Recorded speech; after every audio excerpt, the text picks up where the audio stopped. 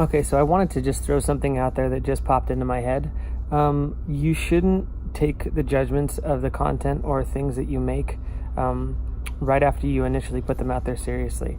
Like if you just put something out, then most likely you can see all of the issues with it, and you can see all of the inadequacies in it, and that's what you're going to zero in on, and it's going to be distorted in a way that is not able to literally recognize the positives either. And a good litmus test for this is that if you look at some of the old stuff that you've done like years later, you might think to yourself, God, like that was actually pretty good.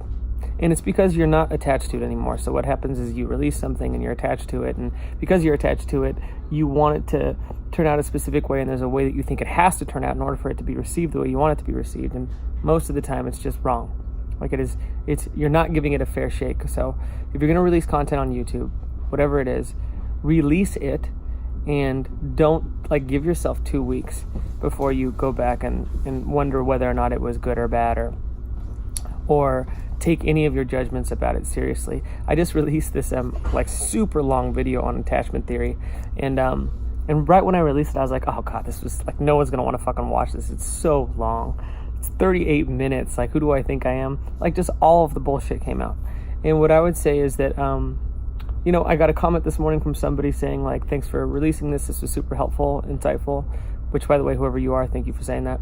But it just kind of made me realize wow, that is the last thing I would expect. I initially thought the first comment was definitely going to be something negative.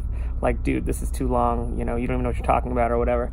So yeah, just reminding you, whoever you are, to not take the judgments that you make on yourself, especially initially, seriously. They're going to be distorted and hypercritical. So give yourself a little bit of a grace period around that, and maybe revisit it in a couple weeks, but release it.